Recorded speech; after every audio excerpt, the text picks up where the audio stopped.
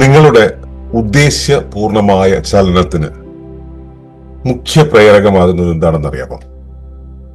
അതിനെ നമ്മൾ സാധാരണ വിളിക്കുക ആത്മാവ് എന്നുള്ളതാണ്. അതിനെക്കുറിച്ചാണ് നമ്മൾ ഇന്നത്തെ ചർച്ച. പറയുന്നത് എങ്ങനെയാണ്? Spirit is the driving force of the purposeful movement in all self aware entities. ഉദ്ദേശ്യപൂർണ്ണ ചലന പ്രേരകമാകുന്ന ആത്മാവ്, ഇതാണ് ടൈറ്റിൽ. നമ്മൾ 4 കാര്യങ്ങളാണ് ഇവിടെ പരിശോധിക്കുന്നത്. എന്താണ് ആത്മാവ് അഥവാ സ്പിരിറ്റ് എന്ന് പറയുന്നത്? എന്താണ് ഉദ്ദേശ്യപൂർണ്ണ ചലനം എന്ന ആശയം? എന്തെല്ലാമാണ് ആത്മാവിന്റെ സമഗ്ര ഘടകങ്ങൾ? അതുപോലെ ആത്മം ഉള്ള എല്ലാ സത്തകളിലും ആത്മാക്കൾ ഉണ്ടാകുന്നത് എങ്ങനെ? നമുക്ക് പരിശോധിക്കാം. ഏവർക്കും നമസ്കാരം. ശുഭകരമാകട്ടെ, ഈ ദിനം സന്തോഷകരമാകട്ടെ, സൗഖ്യകരമാകട്ടെ. അനുഭവങ്ങളും അനുഭൂതികളും നമ്മെ ഏവരെയും നയിക്കുമാറാട്ടെ. നമ്മൾ ആത്മം അല്ലെങ്കിൽ ഞാൻ എന്നുള്ള ആ ഒരു അവസ്ഥയെ കുറിച്ചാണ് കഴിഞ്ഞ കുറച്ച് നാളുകളായിട്ട് സംസാരിച്ചു വരുന്നത്.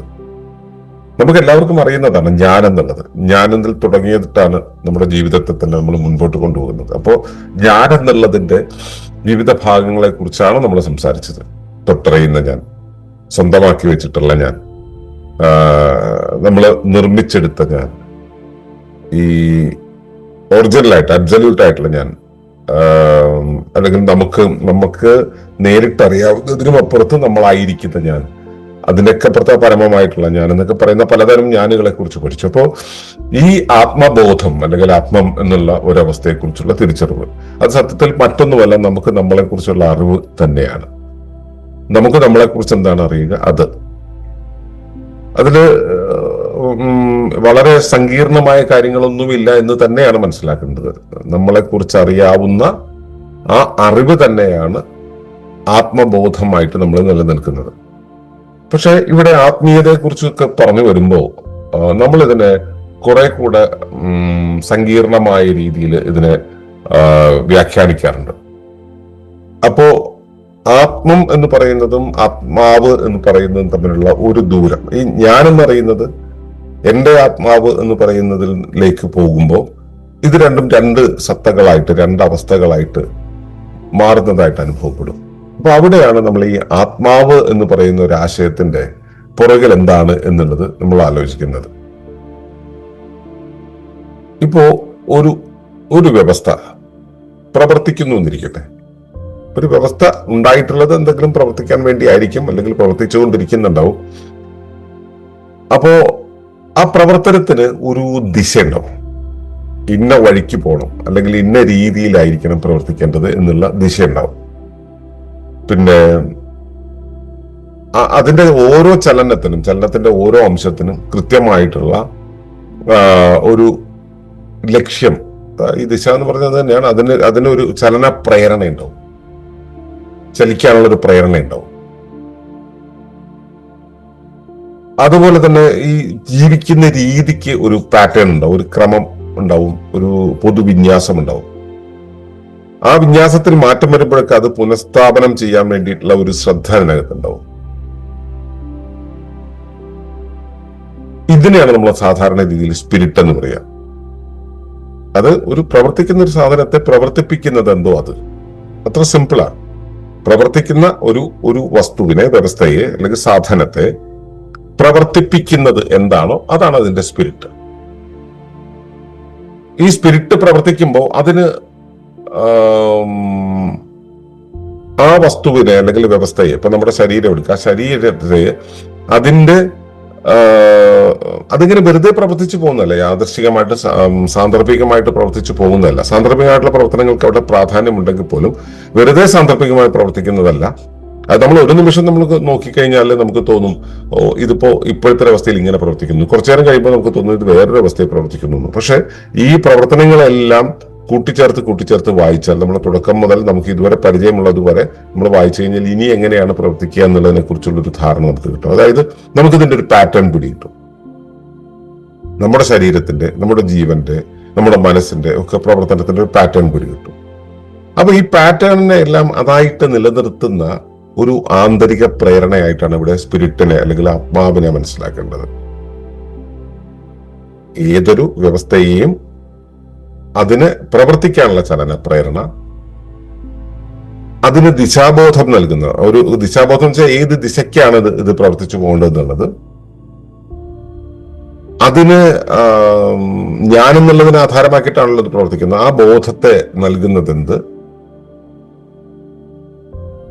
അതിന് ഉദ്ദേശ്യം, ആ പർപ്പസ്,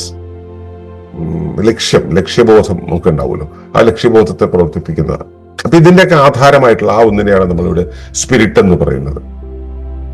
അപ്പൊ അതിന് പ്രധാനപ്പെട്ട ഒരു ഗുണം എന്ന് പറയുന്നത് ഉദ്ദേശ്യപൂർണമായിട്ടാണ് അത് പ്രവർത്തിക്കുക. ഒരു പർപ്പസ്ഫുൾ ആയിട്ടുള്ള ഒരു ഡൈനാമിസമാണ് അതിലുണ്ടാവുക.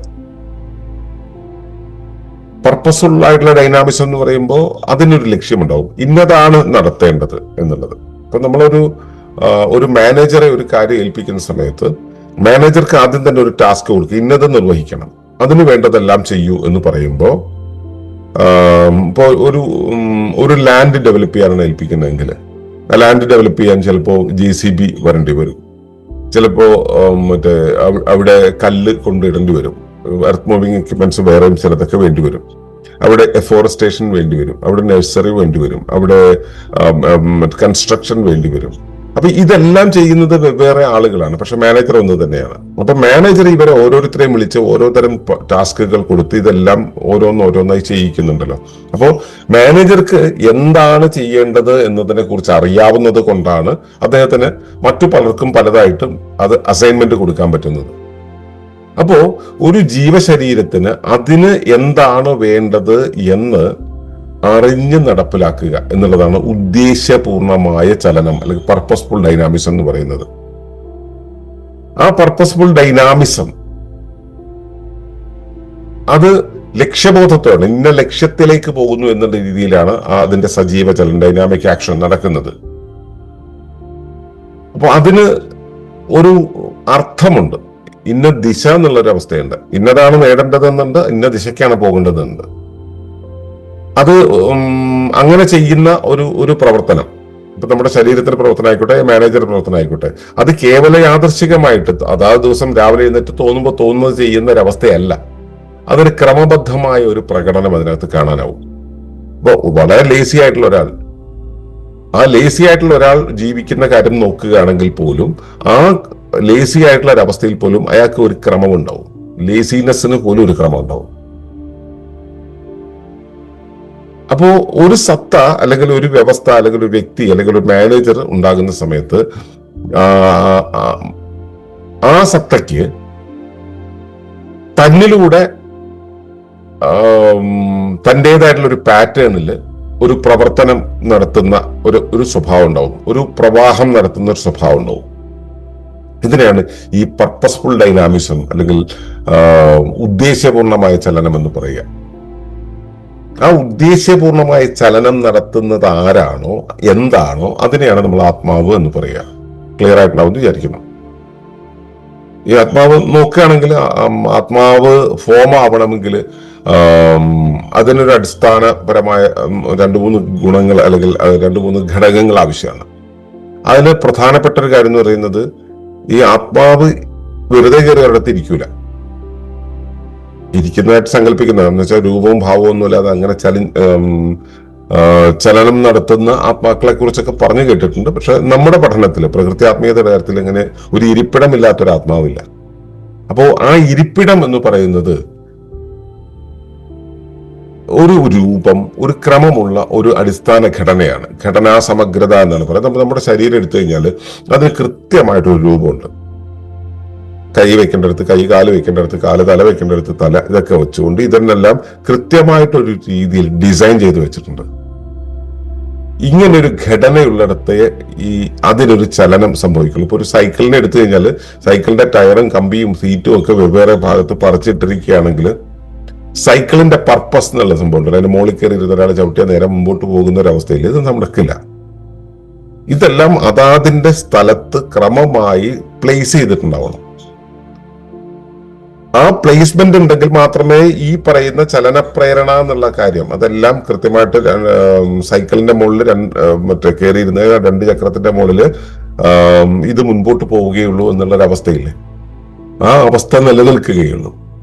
അപ്പോ ഈ സവിശേഷമായിട്ടുള്ള ചലന പ്രേരണ, പർപ്പസ്ഫുൾ ഡൈനാമിസം എന്നുള്ളൊരവസ്ഥ നടക്കണമെങ്കിൽ അതിനിരിക്കാനുള്ള ഒരു ഇരിപ്പിടം വേണം. അതിനെയാണ് ഘടന എന്ന് പറയുക. അത് വെറും ഘടനയല്ല, സമഗ്രമായ ഘടനയാണ്, ക്രമമുള്ള ഘടനയാണ്.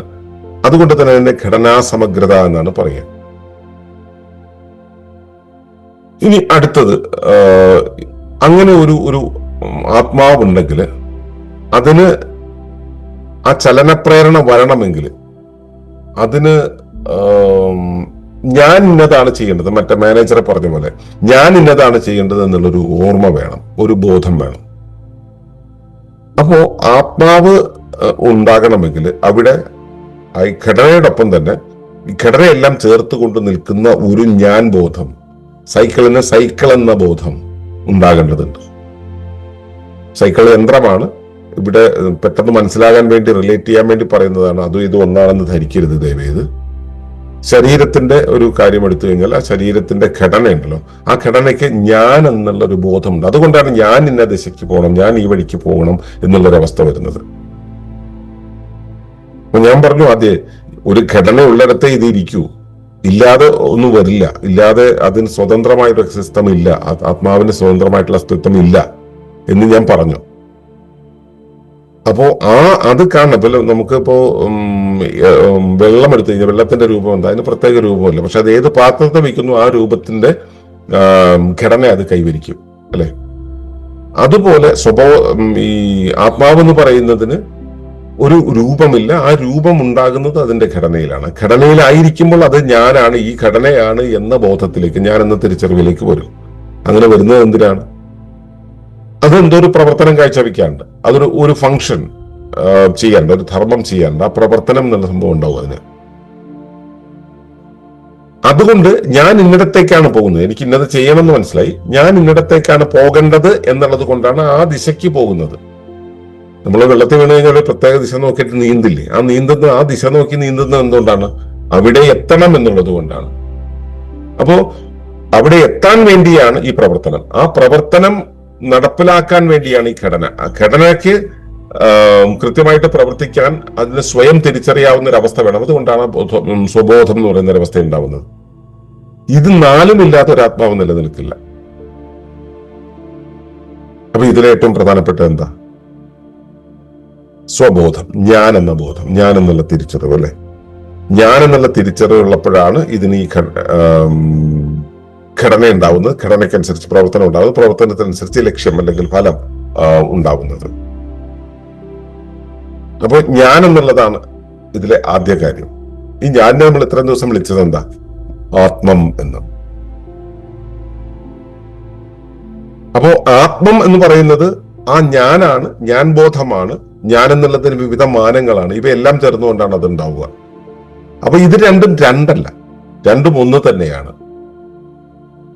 ആത്മാവ് എന്ന് പറയുന്നത് ആ ഒരു കോണ്ടെക്സ്റ്റില്, ഒരു വ്യവസ്ഥയുടെ കോണ്ടെക്സ്റ്റില് അതിന് ശരീരവും അതിന് ലക്ഷ്യവും അതിന് പ്രവർത്തനവും അതിന് ഫലവും ഒക്കെ ഉണ്ടാകുമ്പോൾ നമ്മൾ തന്നെ ആത്മാവെന്ന് പറയുന്നു.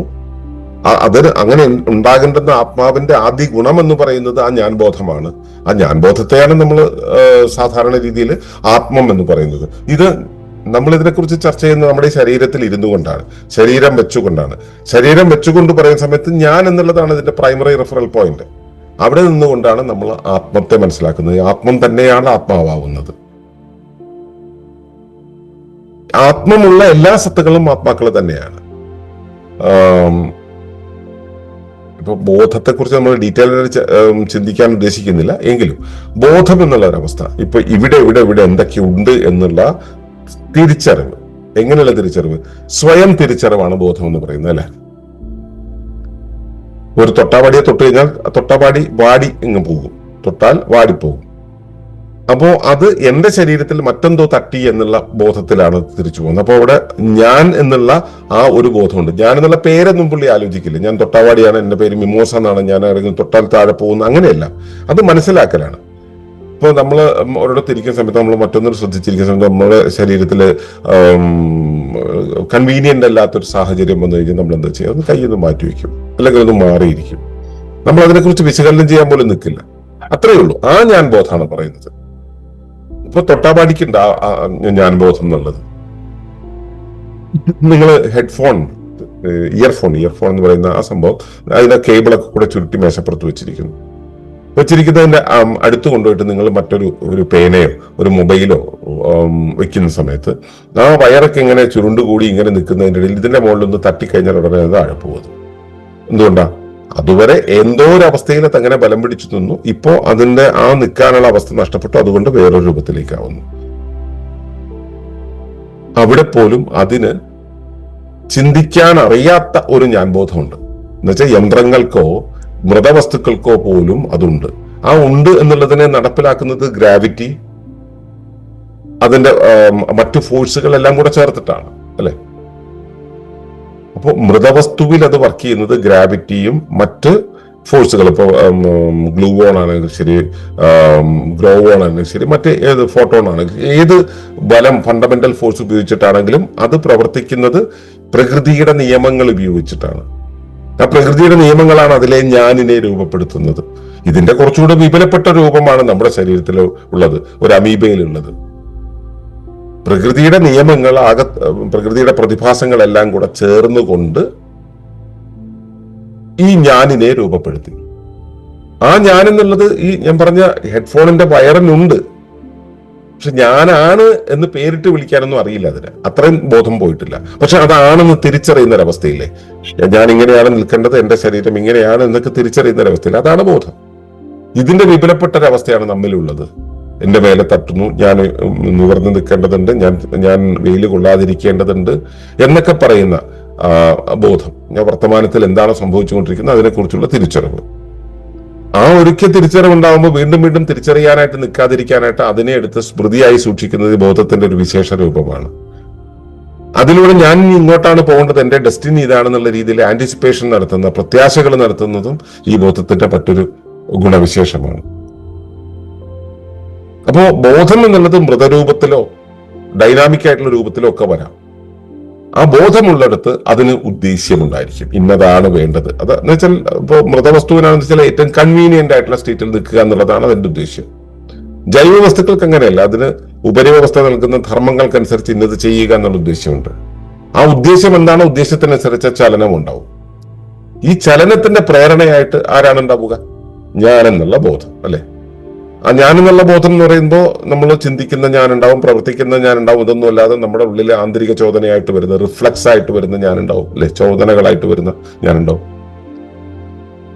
ഈ നമ്മൾ കഴിഞ്ഞ ദിവസങ്ങളിൽ സംസാരിച്ച എല്ലാ ആത്മങ്ങളും ചേർന്ന് ഒരുമിച്ച് പ്രവർത്തിക്കുന്നുവെങ്കിൽ അതാണ് ആത്മാവ്. അപ്പോ ആത്മം എന്നുള്ളത് എല്ലായിടത്തുമുണ്ട്. എല്ലാ സത്തകൾക്കും അതിന്റെ ഓരോ പ്രവർത്തന രീതിയിലുമുണ്ട്. ഇപ്പൊ മനുഷ്യനിലാണെങ്കിൽ നമ്മൾ നേരത്തെ സംസാരിച്ചതുപോലെ സ്പർശനീയമായ ഞാനോ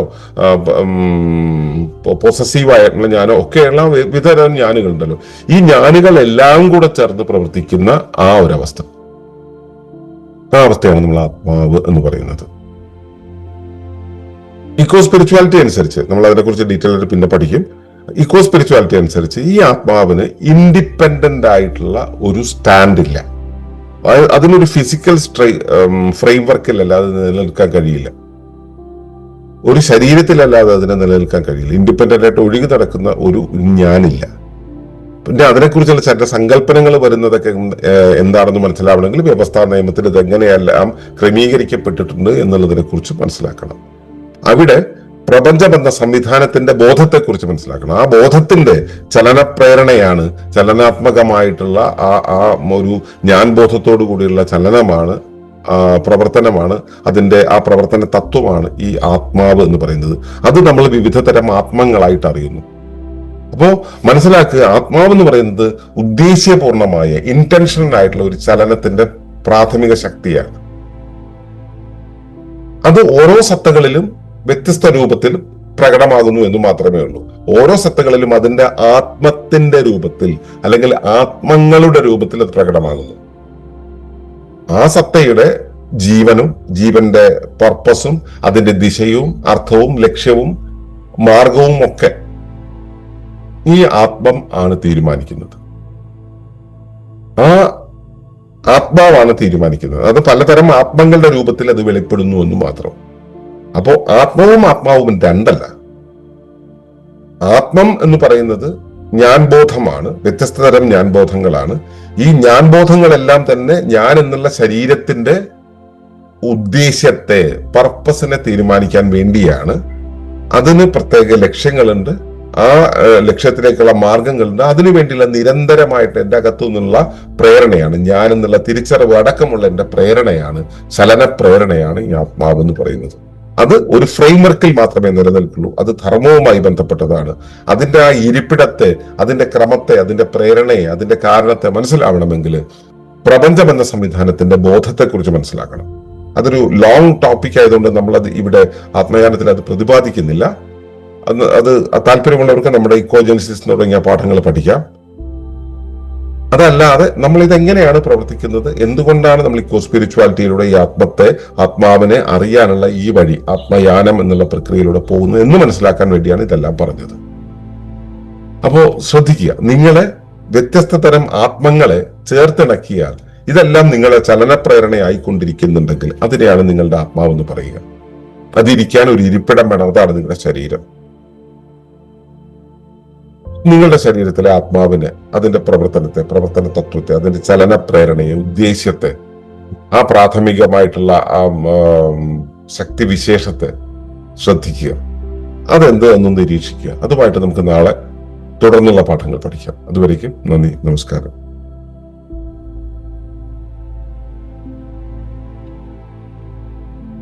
തുടർന്നു കാണുന്നതിന് മുമ്പായി ഈ വിഷയം ഇഷ്ടമായെങ്കിൽ ഒന്ന് ലൈക്ക് ചെയ്യുക, കമന്റ് ചെയ്യുക, ഷെയർ ചെയ്യുക.